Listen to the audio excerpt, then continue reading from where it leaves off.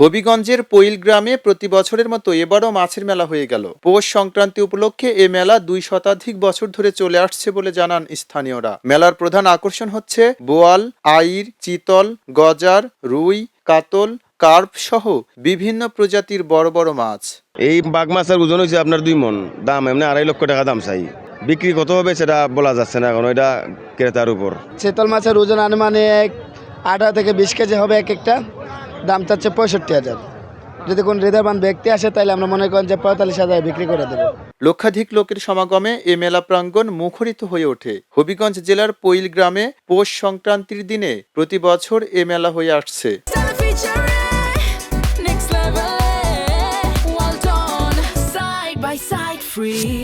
মেলায় অংশ নিতে পেরে খুশি এই জেলার মানুষ।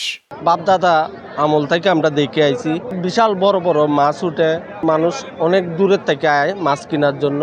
খুব সুন্দরভাবে মেলাটা পরিচালনা হইতেছে। আগের মতো আমাদের আবহাওয়া নাই, জলবায়ু পরিবর্তন, এগুলোর কারণে আসলে মাছ পাওয়া যাচ্ছে না। আর বিশেষ করে আগে এখানে চাষের মাছের তুলনায় দেশি মাছ বেশি পাওয়া যেত। এই মাছের মেলার ইতিহাস সম্পর্কে জানিয়ে মেলার আয়োজক কমিটি জানান তারাও খুশি এবারের মেলা আয়োজন করতে পেরে। গত বছরের তুলনায় এবার মাছ বিক্রি আরো বেশি হবে। পাশাপাশি নিরাপত্তার জন্য আমরা এলাকার যুব সমাজদেরকে আলাদা আলাদা টিম করে এই প্রতিটি ভাগ করে প্রতিটি এলাকায় আমরা এই মেলার ভিতরে নিরাপত্তার জন্য নিয়োজিত করেছি। আইন শৃঙ্খলা বাহিনী, পুলিশ আমাদেরকে সার্বিক সহায়তা করছে।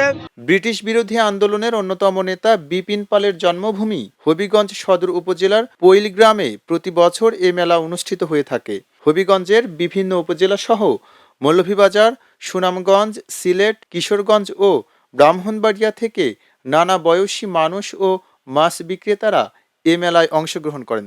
খবরের কাগজ, নিখাদ, নির্ভীক, নিরপেক্ষ।